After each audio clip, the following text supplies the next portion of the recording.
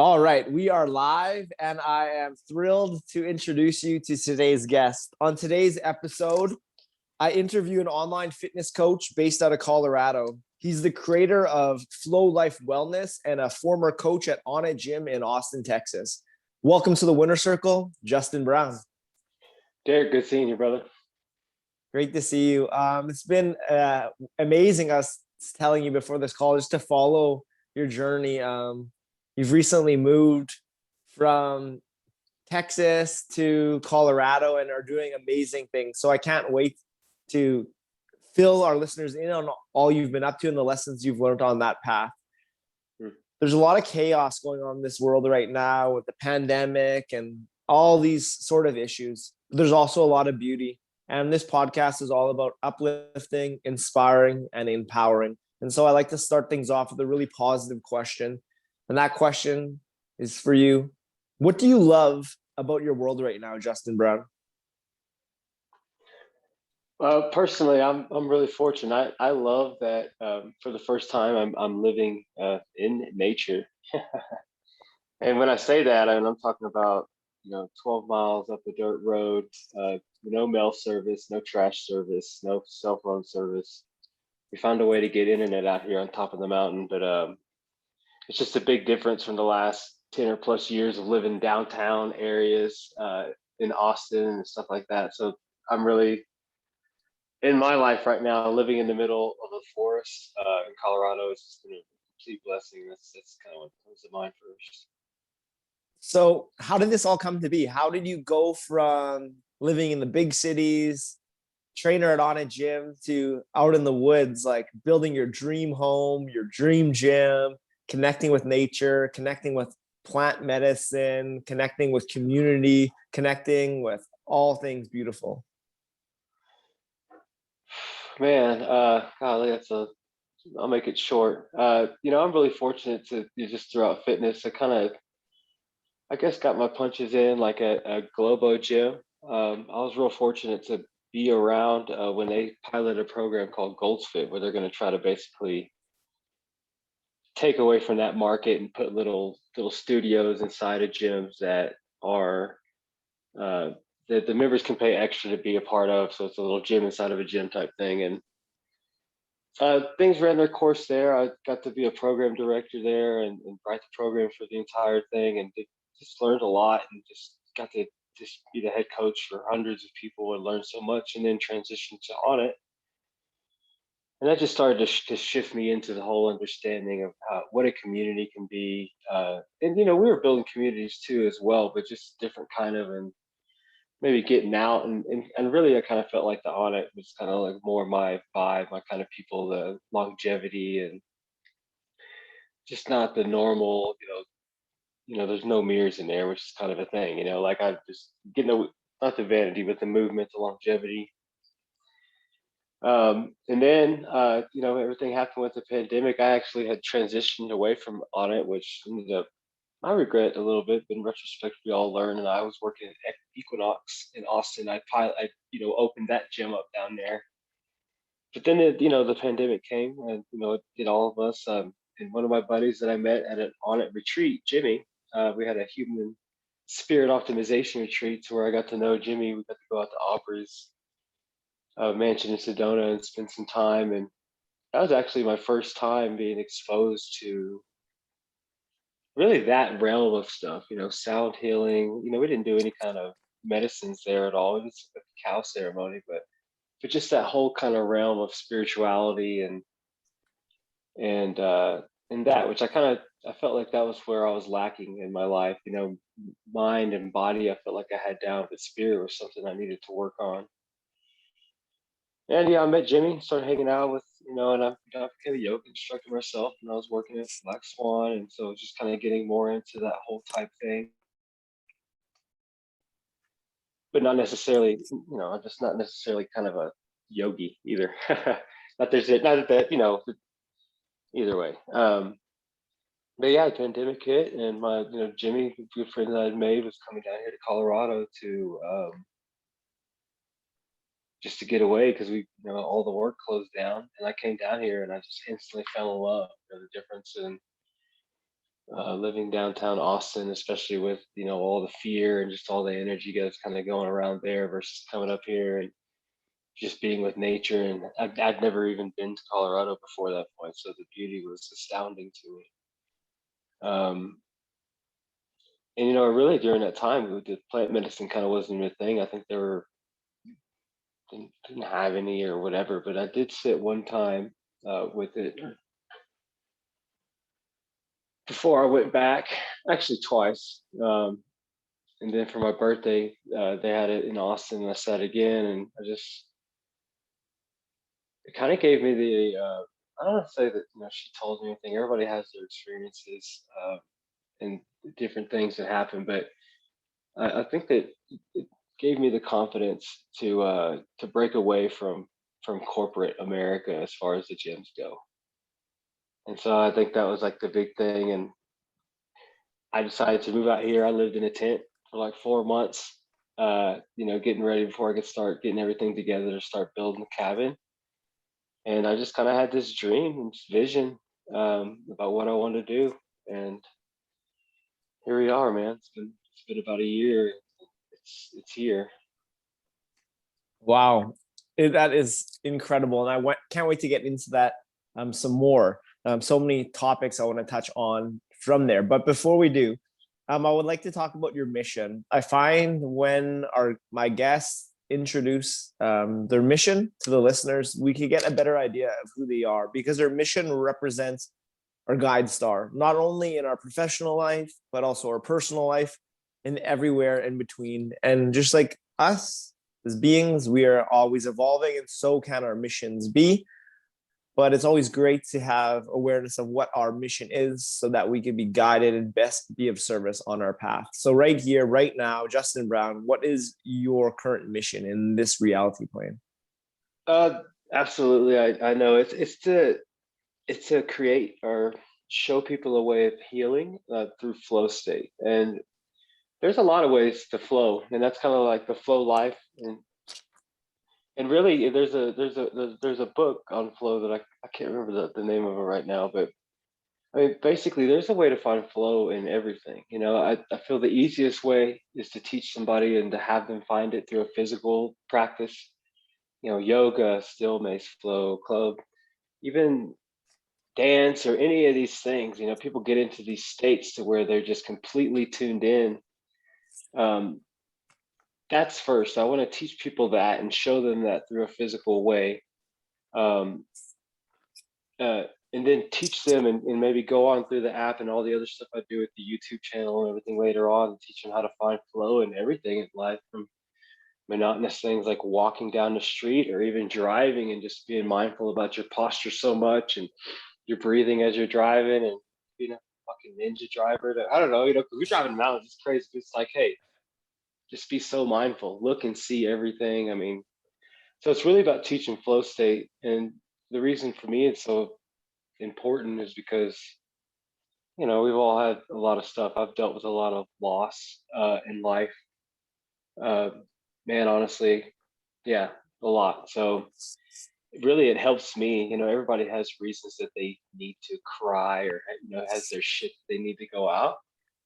I'm not the kind of person that can just sit there and I don't know what would make come out, like to even consider it or feel sorry for yourself and start crying or whatever. But whenever I'm flowing, could be with a number of tools or just got locked into something, it just brings that emotion out and creates healing for me and overall things. And we'll get into it later. I mean, it's a big part of my story.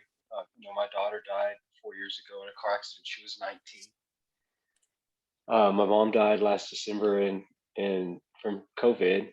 And that was a very shitty thing to go through, because that was like no visitation, just like you've seen on fucking TV. Like that shit really happened. Like died alone in a hospital, like crazy. I can't go see. So there's a lot of reasons, and people all have their reasons that they can grieve or whatever. And so for me, these practices are ways that I'm able to let it out, man. And to cry and all that, and I embrace it, and it just helps. So to share that with everybody is absolutely my mission.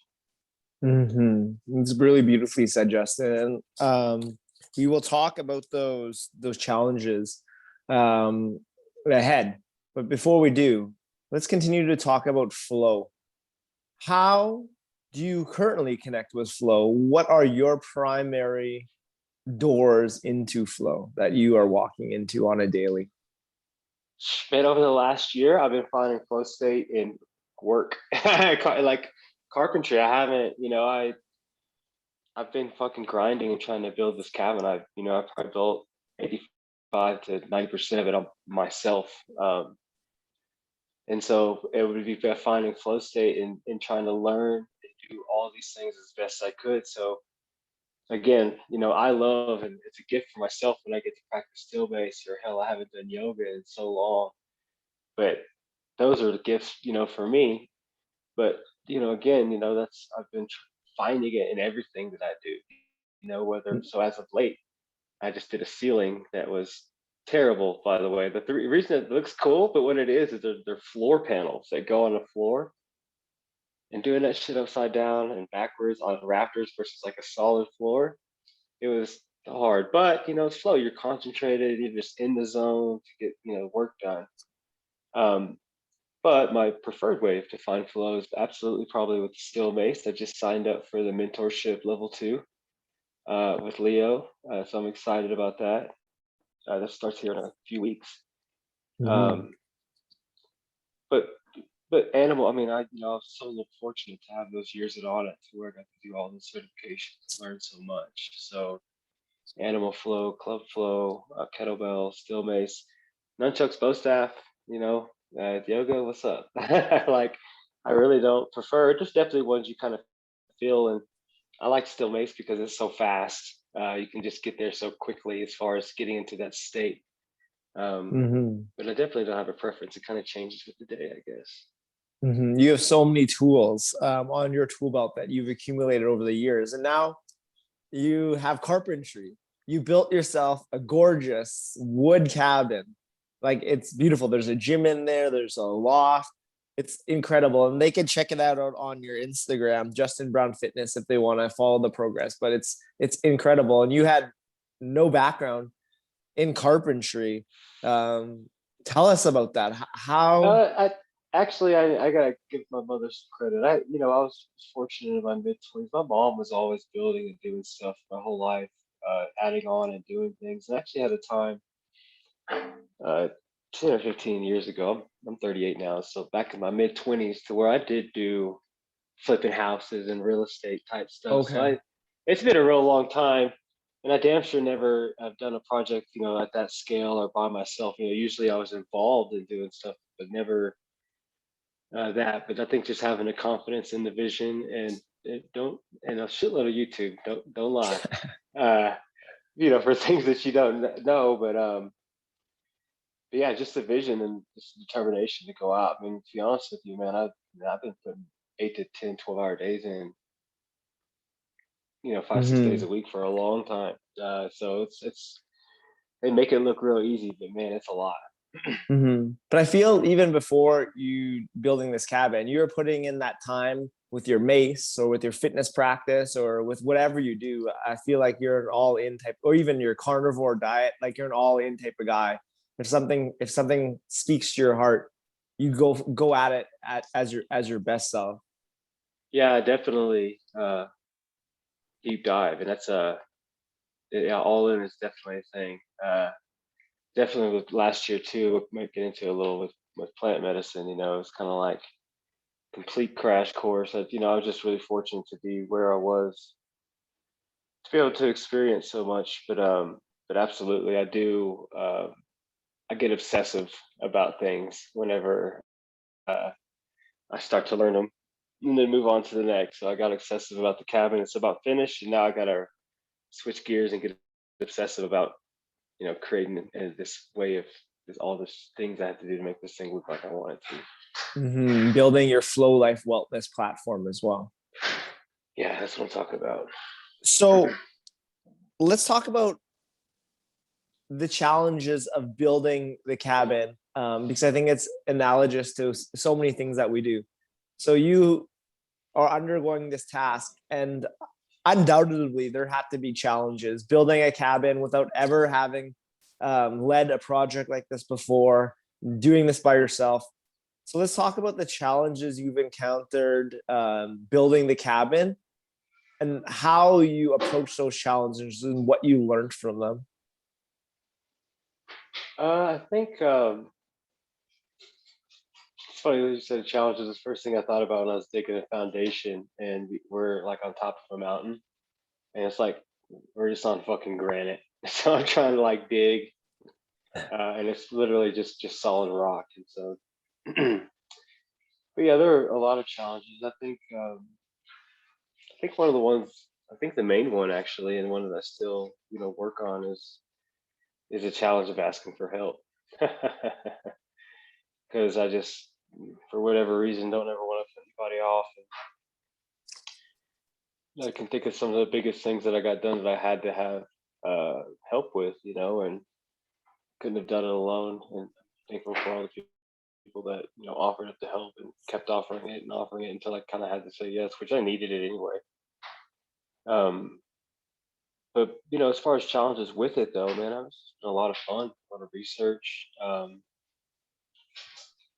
think maybe if anything, getting obsessive with it, or it's like kind of taking over your life. Like it's like you just wake up thinking about what you need to get done that day, and you go to bed thinking about what you got to get done the next day. Dream about that shit, and it's just like it becomes a lot, and then all the deadlines, just Mm-hmm. pressures around trying to get it to be you kind of gone all in with this idea, and now you gotta see it through. So as far as the actual doing it and all that, it's been just a fun learning thing. I wouldn't say, and absolutely a shitload of like little things here and there every day, and fuck ups and learning curves and all that. But yeah, the bigger challenges were just things with myself that Mm-hmm. could on and even learned and got through. Yeah. No, I love how you approach that because no matter what we do in life, there are always challenges. There's always negatives that we can see, but there's always opportunities. There's always learnings. There's always fun to be had. And it's just what lens are we going to look at things? Are we going to look at it with the glass half half full, half empty, or half full, are we going to look at the opportunities, or are we going to look at the challenges, the negative? And you have got into the habit of just finding the fun, finding the opportunity, finding the learning, keeping that growth set mentality. And no doubt that's what led to this cabin and the Flow Life Wilderness and all the amazing things you have going, being built and in creation. So this podcast is called Welcome to the Winner Circle because it's in my belief that we can all be winners. And it starts with a choice. It starts with a choice to pull up a chair at the winner's table. And we can all do this. Often society tells us we can't because you're comparing yourselves to others and you're holding destination as your goal. Whereas to me, winning is embracing the process, enjoying the journey by moving forward versus not. And it's as simple as that. And those small steps in time lead to big changes. What does going for your win mean to you, Justin? And what does your winning in your life look like for you today? I think for me, just the big step or the big, I guess, leap, because I was raised blue collar. Everybody in my family, everybody went to school. Everybody just found a job and kept it and moved up. That's just kind of it. And so to finally be brave enough, and I think honestly, in the end, it had a lot to do with just Equinox and just catering to just those rich people, which is fine. Everybody needs help, but I'd rather not cater to people that have to pay the $150+ an hour for help, Mm-hmm. and then having the bravery and to get out on your. So the win for me is having the bravery to get out there on your own and create something and help people within my own capacity, Mm-hmm. which most is going to be free. Um, and then just seeing what happens and trusting spirit, along that way to kind of just guide everything and just kind of just, I think you mentioned before, just kind of trusting, uh, you know, I would say spirit, but you said it in the story we were talking earlier. Just how you trust and everything kind of plays itself out. If you just kind of let go and just let. Again, I'd say spirit take you. So that's what winning looks like for me, for sure. It's just absolutely still having to do the work every day that you should, but I feel like you have to have a vision too. You don't just get to follow the spirit and fucking. Yeah. There's a lot but then trusting, and know that you're doing something that makes you happy and you're trying to give your medicine to the world in whatever capacity works for you, and then trusting everything will work itself out after that. A- Absolutely. Having faith and finding that balance between being and doing. Um, so you've had to step into fear so many times on your journey. Examples include just moving out to Colorado, living in that tent for 3 months, building your cabin, quitting Equinox, leaving the big city, leaving on a gym. Like there's many times you've stepped outside of your comfort zone because that comfort zone was no longer serving you. Your heart, they were no longer resonating with your soul calling, with the spirit within. How do you use fear? And what advice would you give to a hero on the path that is stuck on that track, stuck in the mud between should and must? And they're staying stuck in the should because of what society says or because of what their parents, partners, friends, etc. say. And they kind of push that must, they push that calling into the corner and kind of stifle out that flame. How do you deal with fear and how do you advise your clients and those you care with to not be paralyzed by it? I personally, how I deal with it is I don't know if we even talked about this, but when I was a kid, I was in gangs. I was a bad kid. It's been 41 months in jail, locked up, facilities. I ended up like maximum security kid facilities, Texas Youth Yeah. Commission for people that are from Texas. And I guess having made it through that, my daughter was born while I was in there. I was 15 when she was born, and I kind of changed my life and took the direction after that, as far as the way I was gonna be with the world. But I think going through all that stuff and all that incarceration and the gang stuff growing up, I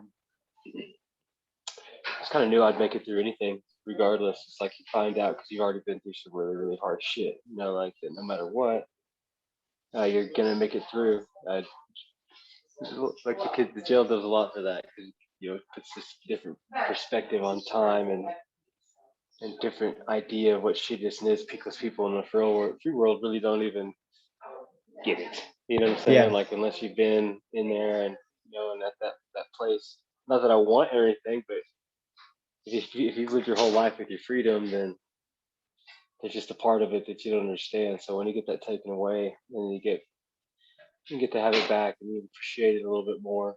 Um, so I think in the back of my mind, to get back to your question with dealing with fear, is just to kind of know that no matter what, you're going to make it through. You figure it out. You always have, and probably anybody listens to this, they probably always figured it out. You fucking always do. So it's kind of like you're going to figure it out. So do what feels good and it feels right for you. And I don't even let fear be a factor. I think after a while, I think that all the shit scared out of me when I was young. So there was none left going forward. Mm-hmm. And one thing that you've learned on your path is how to ask for help, and that's not something that you were able to do when you were younger.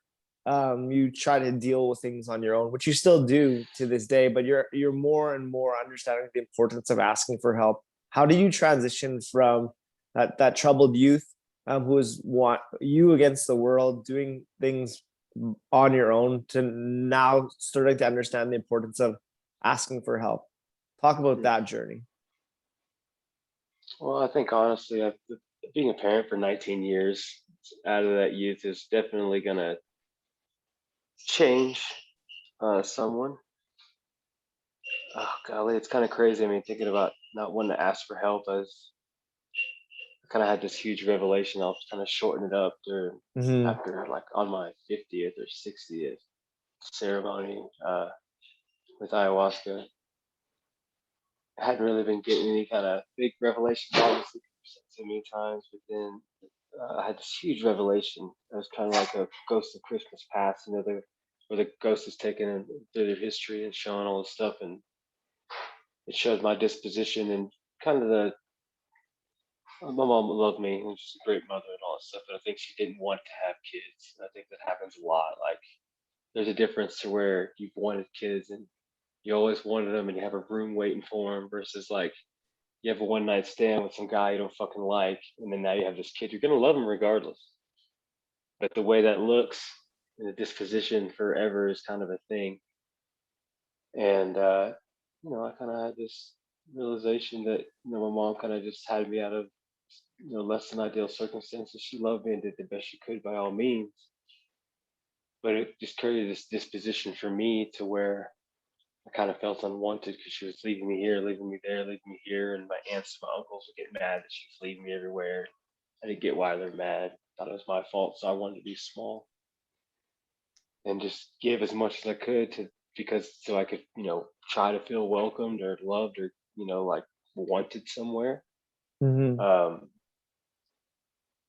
so I'd give as much and take as little as I could, and I think that's where it's like a it's crazy to find that out, especially like the all sermon. It's a big thing. It kind of it explained the disposition for my entire life and why like an underlying reason for why the fuck you are the way you are type thing.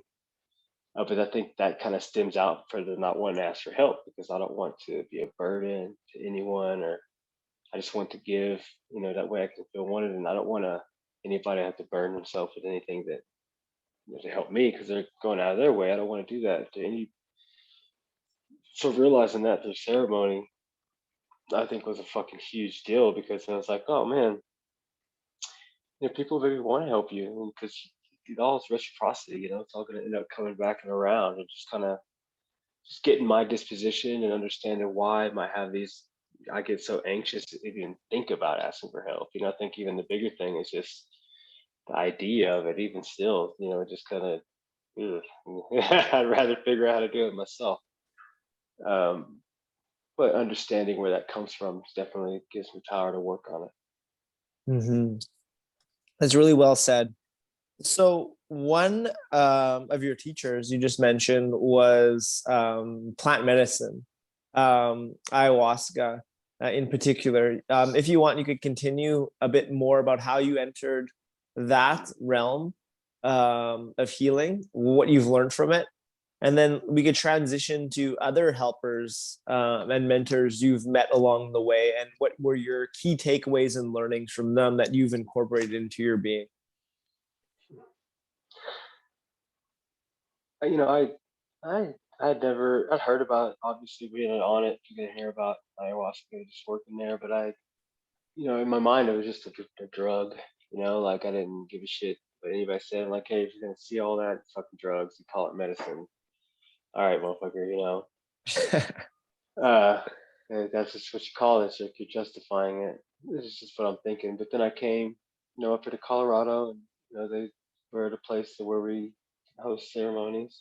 We have a connection with the jungle, people in Colpa and Peru, and where I traveled at the end of this last year to go see where like we made ayahuasca there. Like we saw like in the fucking jungle where the medicine that we've been taking comes from. Um,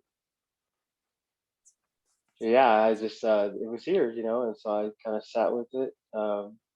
Had some opportunities, and after the pandemic kind of cleared out, I feel like around July, like we just, everybody had so much shit, and honestly, we were hosting ceremonies almost every weekend for pretty much the whole year. So it was a lot.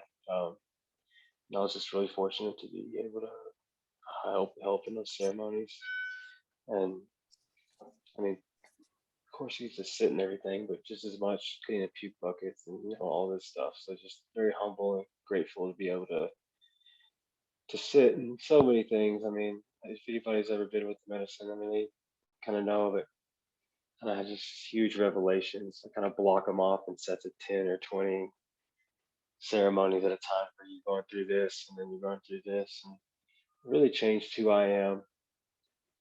Uh, I think for a couple of reasons. I think one of the main things is one of the crazy things is my childhood. You know, that being locked up as a kid, I was in gangs. We did shootings and burglarized buildings and fucking rob pawn shops and rob people and just crazy shit. Not proud of any of that stuff, but I think that like the excitement and the endorphins that the pathways in your brain that what's going to excite you, like they've been peaked out when I was 13, 14, 15 years old. And it's not that it's just like nothing else in life because everything's kind of bland. Because like when I was a kid, I fucking got in a high speed chase with police and drive-bys and shit like that.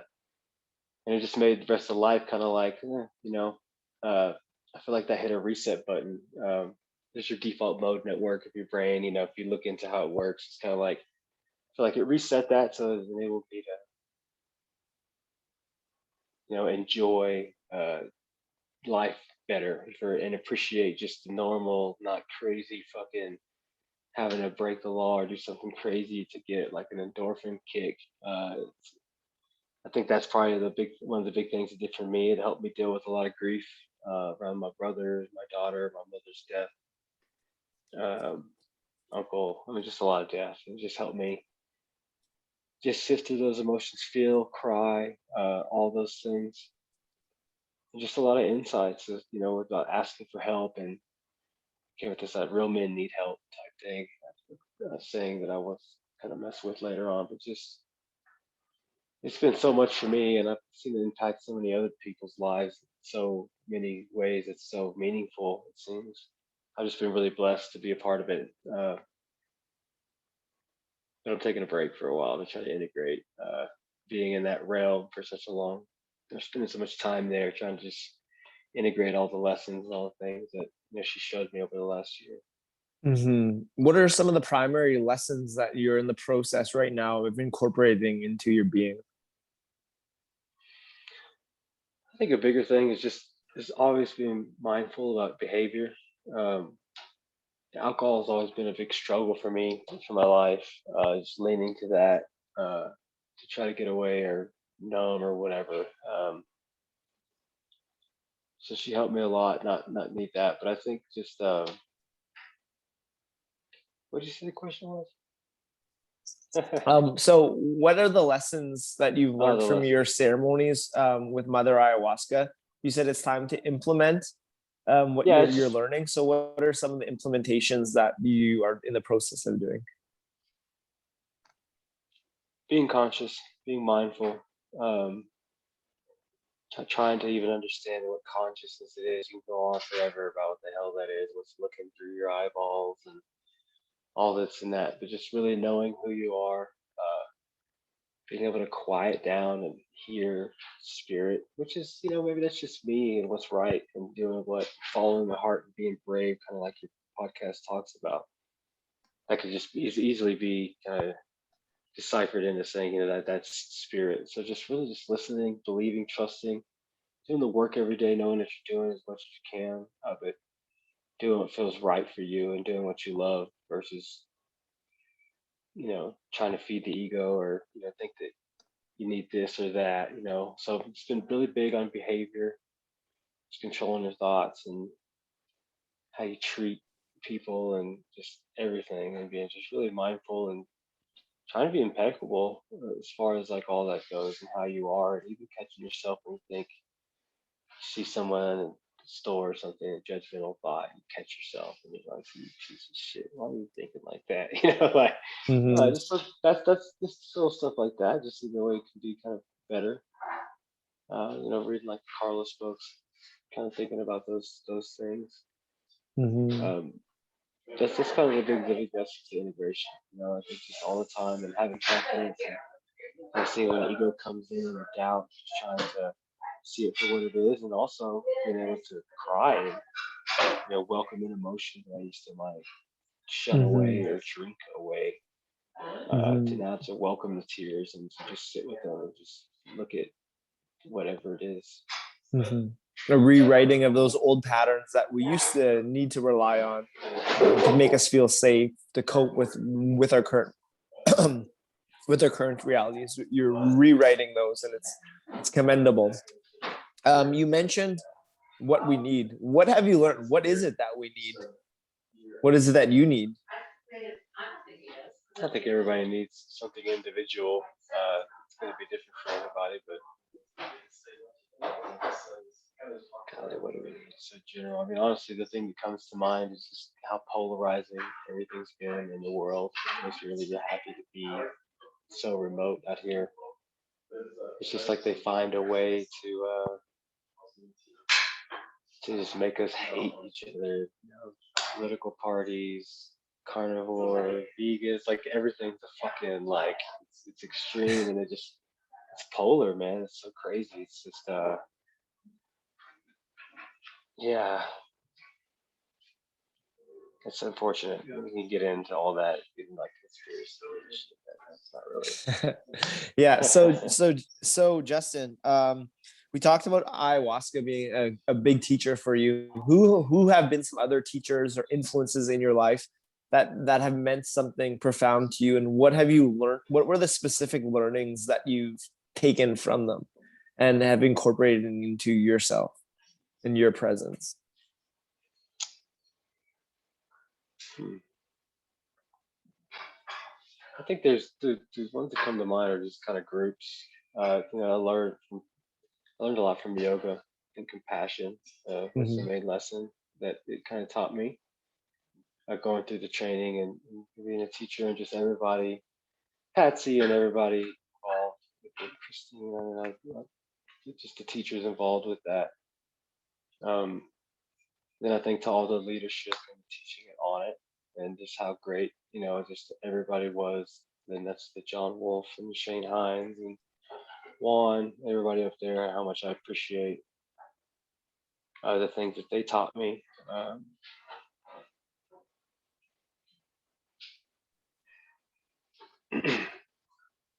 and even here, there's some great people here, you know, that I learn from constantly. That everybody has their passion, so I kind of, you know, I take what I'm passionate about. I listen to them and take little tidbits from them. Um,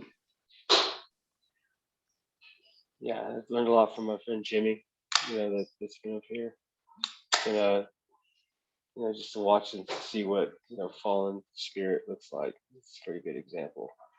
Mhm. Just going, yeah. Mhm. So on the path, you've learned a lot about being a coach, about being a helper.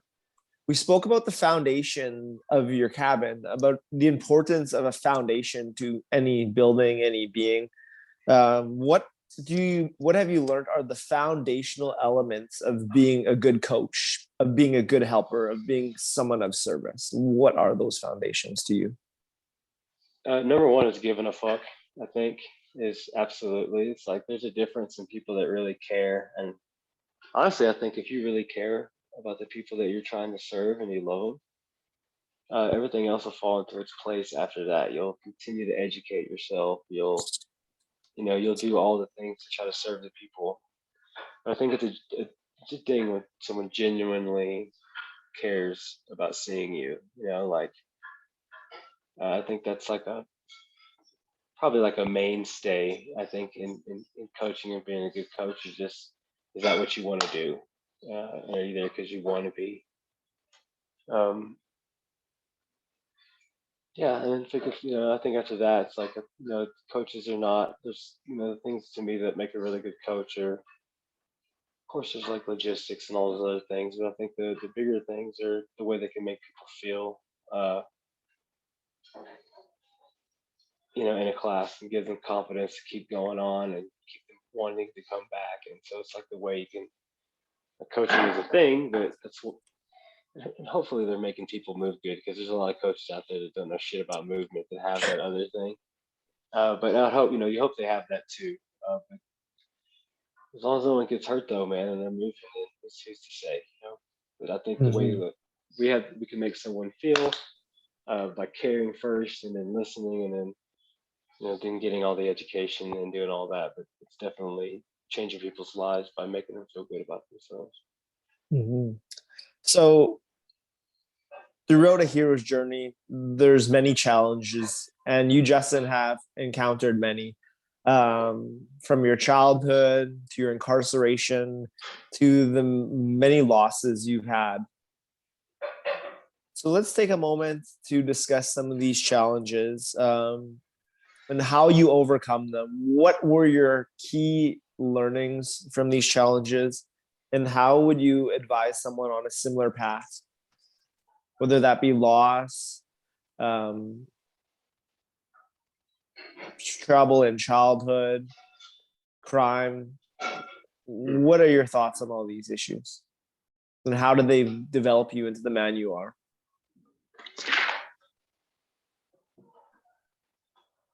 Can you hear me still? Yep.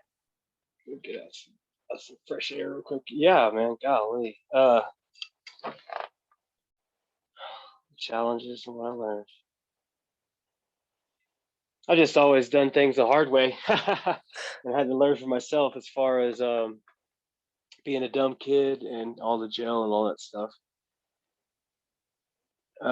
Man, as far as the loss, nobody wants you don't want, and it's going to be a big mission for me going forward is to try to help people get through and grief, the loss. And there's a lot of people out there that have lost children, and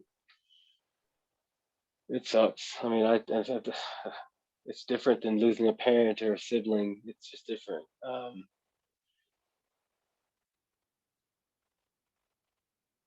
But I think the thing is too is, I could try to say like what someone should do in that kind of instance, but I think more so it's like the more foundational things outside of that that are going to prepare someone for maybe being able to deal with something like that. So maybe the other stuff like that's maybe better dealt with on the more spiritual side, versus like the coaching side. But and just like I said, like combining mind, body, and spirit is kind of a thing. You get to feel strong in your body, um, connect your mind and your body, and it'll bring you closer to spirit. So that's kind of like the thing. It's no everybody's going to deal with grief, and when terrible things like that happen to people, no one's to say how they deal with it. I guess the bigger thing is to try to be talking about it, talking about how it's affected me, how I gone and learned through it. For me, it was, just kind of always imagined. It started when my brother died. My brother was fucking building cellular towers and was buried alive. He was in the foundation of a hole of a cellular tower, and it collapsed on him in a 25-foot deep hole. A shitty death, and that was hard. But I'd find myself mourning for him. It was in 2003, so I was just 20 years old at the time. But then my brother, he's always a big brother. We were really close, so I'd pop me in the back of the head. If I was wearing a hat, he would just hit me in the back of the head and knock my hat off, just because. Like that's just whatever. But I'd always imagine it pop me in the back of the head and be like, "You little bitch, dude! Like, go do your thing. You can't fucking sit here and cry over me all the time. I ain't doing shit for you. You gotta keep going." So for me, the lessons I learned, I kind of was able to apply that through all the grief later on, versus sitting there and realizing too, whenever you're dealing with loss and the grief, that there's a shitload of I's in there. I wish, I wish, I. If we have our belief about, spirit or whatever happens to people we love whenever they go, then they're looking at you right now. The last thing you want you doing is bitching about what you don't have anymore. You need to like shift that around and live your life for them, like realize that they're with you now, and like that you are them. Like I am my daughter. Everything I do, you never met her. All the representation you have of her is of me and how I am, and that way I'm going to approach. It's a shitty situation, yeah, but there's a lot worse in a lot of other places. So it's just learning to be grateful for what you have versus boohooing about what you don't anymore, and really, really being able to really do that. Which is people say that shit all the time, but practice works really good, but it's just a really hard practice. Mhm. So through it all, through those you've loved and those you've lost, through your journeys of highs and lows. What have you learned about love? What is that to you? Yeah, for me, not the best experiencer of love. It's I think love is taking somebody for however they are, no matter what, unconditionally. It takes a lot of work because you gotta really know the person and be willing to have done the work to get to know them, to love someone. But when you love someone, they can't do anything. I mean, they can fuck up, but you're always gonna forgive them. But there's even a communication there that I think comes with love. So I think, um, yeah, it's just this unconditional thing. It's a feeling. It's one of the hardest things I think to describe that there Mhm. is. Does it Because start with the self? yeah, I think that for in order for someone to love someone, they have to be in a place with themselves. Like to even get that capacity. If you hate yourself, then it's really hard to love other people. So absolutely, and I think that's been like a thing too. There's been posts I did, and that's with the mother health too. And I said I know who I am, and it's just one thing, you're sitting, you kind of realize that everything is kind of love. It starts there. That's the beginning of everything, and everything kind of just turns out from that. That's the good thing about sitting often is it's a constant reminder, and trying to remember that away from the medicine has been, that's the work. Mhm. Yeah. Mhm. And what have you learned about forgiveness on the path? I think I never really had a problem with forgiveness. I think because I was really good at empathy when I was one of those incarcerations when I was a kid. We did empathy was a really big thing, and even that revelation with my mother and kind of thinking about how she just left me everywhere growing up as a kid and never really, whatever, spent time or any of that stuff. I didn't. As soon as I kind of came to the realization, I didn't have any spite or anything. I instantly forgave her. I kind of had that kind of thing I was talking about where I got to see myself in all these dispositions, but then I had another experience a few ceremonies later to where it was like the same thing, but through her eyes. And I realized that she was just doing what the best she could with what she had. Um, and as far as like, I haven't really had a big reason for forgiveness, but I have taken some times to where like crazy, my old gang shit, where like there's straight victimization going on, and looking back on all that, you just realize how fucked up we all were as kids and crazy and acting out. Don't have any like I forgive all those people, but man, there's a lot of crazy shit happening out there in the world. So I know that should definitely be a topic, is trying to forgive. But oof, that's a lot. You got to understand. You try to be compassionate about why someone's fucked up in the first place, and then understand some people just get it's your deal, man. Like the universe throws shit at you. You can't be Mhm. mad at, you know. Mhm. And just like love, I believe forgiveness starts with the self, forgiveness of oneself for the things that you've done wrong, and the challenges that you've created for yourself. How have you forgiven yourself for your past?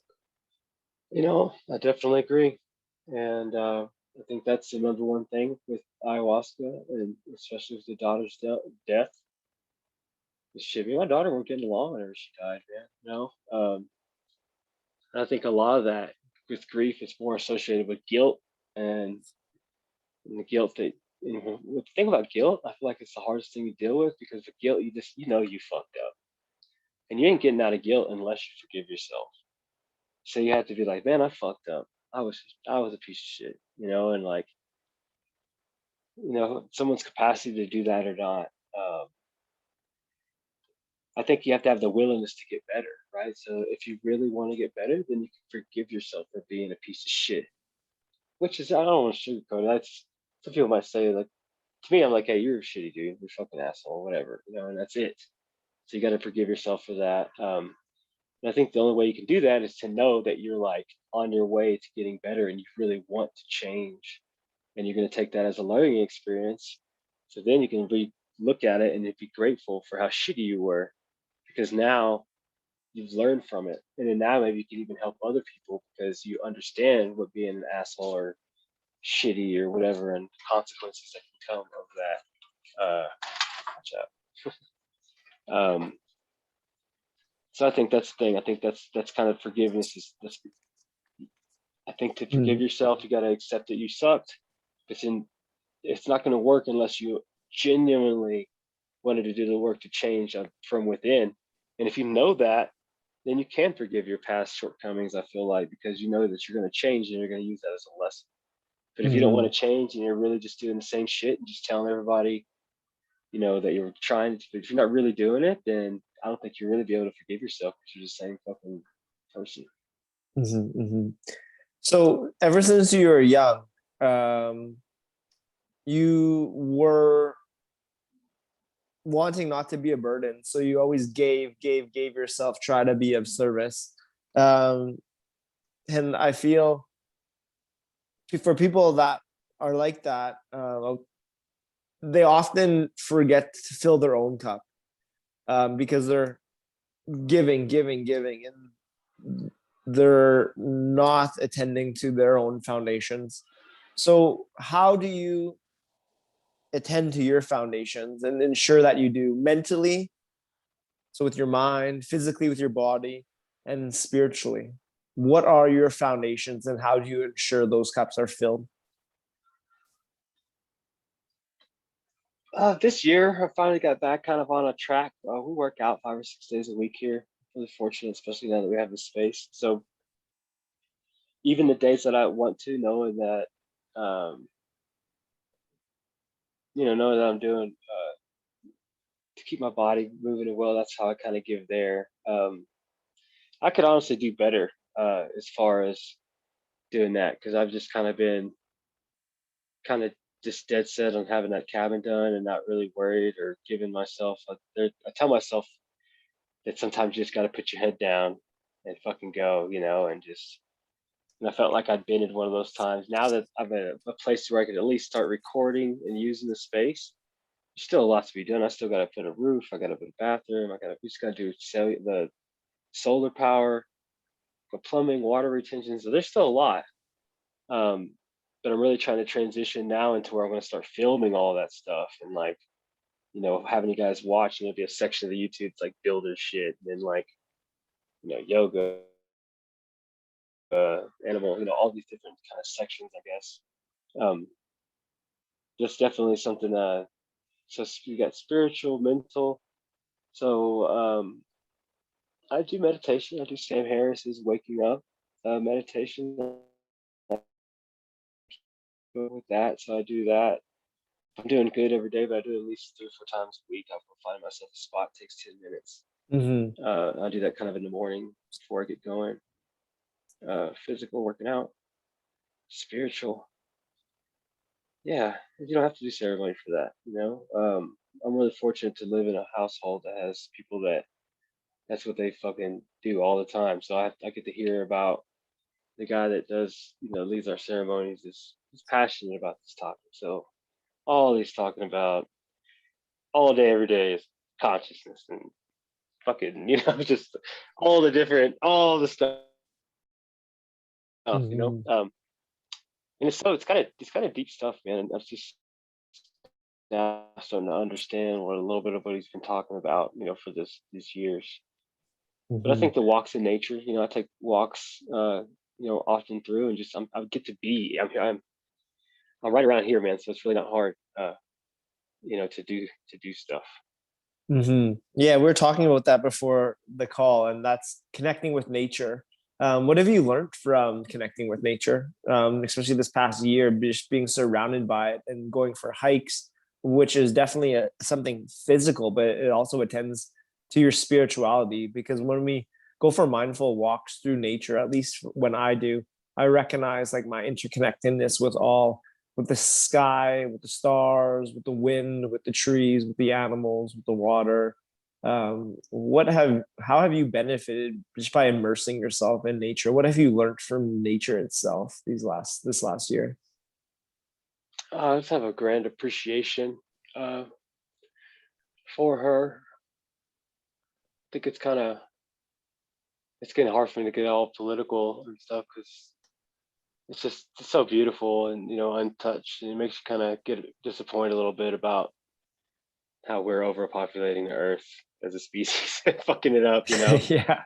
Um, but man, it's just a grand sense of appreciation and solace to it all. Just we really want to care for the land out here, and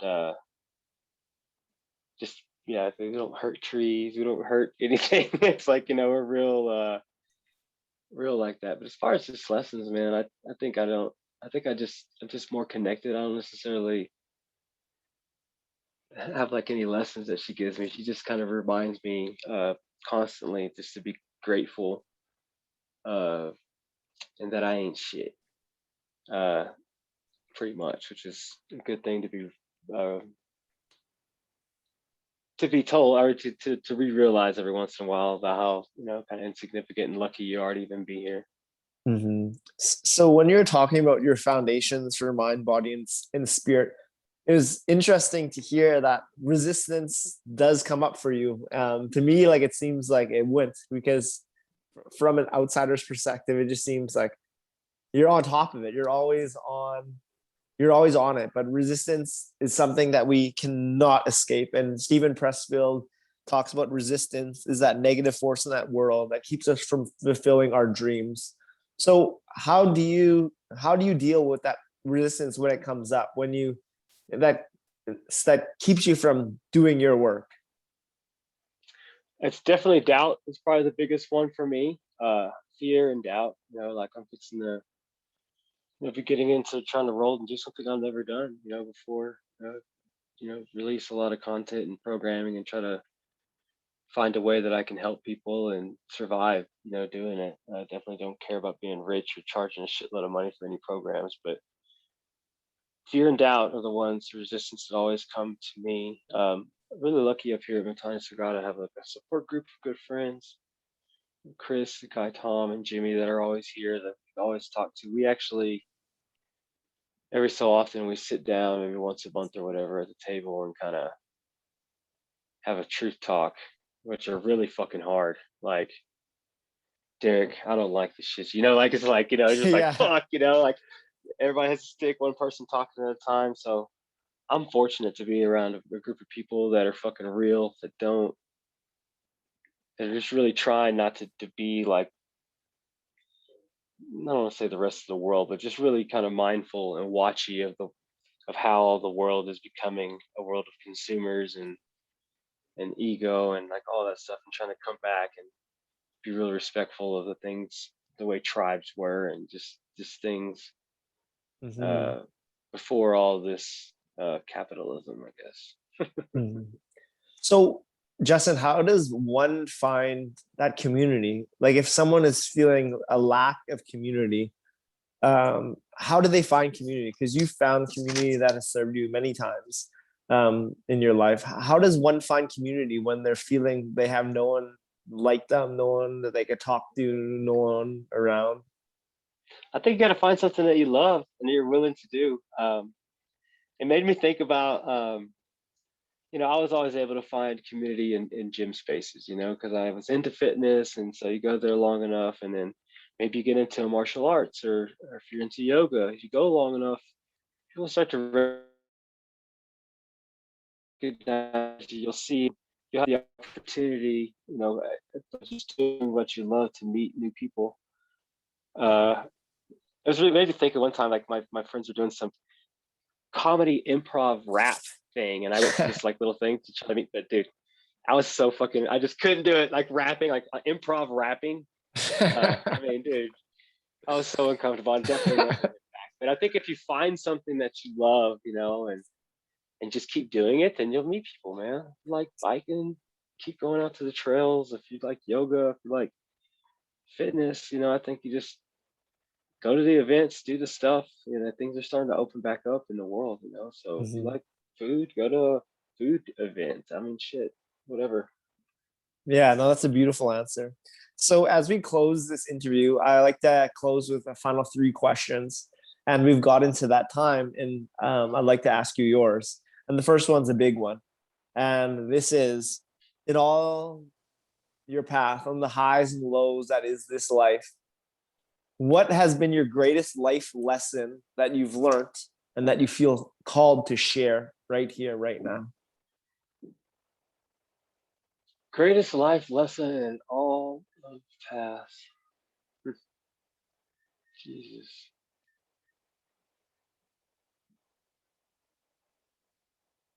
Yeah, I think I don't know if it's necessarily a lesson. I think just an understanding that we're always going to be evolving and changing, and to not be afraid to just go with that.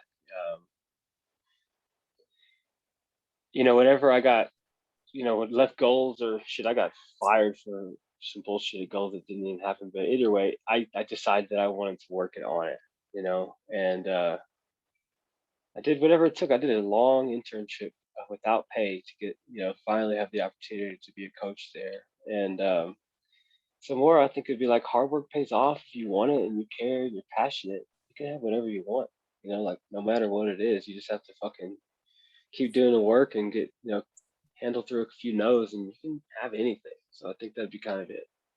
Aho, that's very powerful. That is a very powerful truth. In three words, Justin, how would you describe the experience you're having on this earth?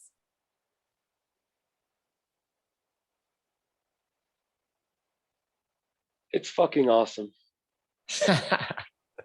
It's fucking awesome. Great. That's one of my favorite answers thus far. In over a year of podcasting, it's fucking awesome. It truly is. If we allow that to be. My last question. I believe we're all magicians and we have the power within to transform our realities. First ours. And I'm going to transform our collective reality by bringing us into the future. We're going to time travel. We're going to time travel into the future, and we're going to be alongside an 85-year-old Justin Brown. Who is that 85-year-old Justin? What do you look like? What do you do? Where are you? Who are you surrounded yourself by? And what is the impact you've left on this world? 85-year-old Justin is on his way to becoming a centenarian. Uh, Still fit, not necessarily ripped or anything, but absolutely still doing some kind of exercise every single day, whether it just be a walk or a hike or something. I think 85-year-old Justin will be settled down with family. By then, be dealing with some grandkids, and hopefully, kind of have created a movement of community of people that kind of understand different flow capacities and really kind of really main goal is kind of putting understanding or trying to put or attain flow state in everything. So to get take the monotony out of life by trying a little bit harder to be awesome at it.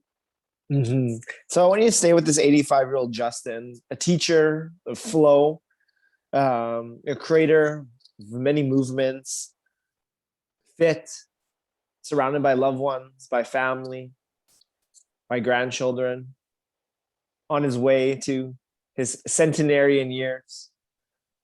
And I'm not going to leave us. I'm not going to leave us in the future because all we ever have is the now, the infinite now. And I'm going to bring us back to this now.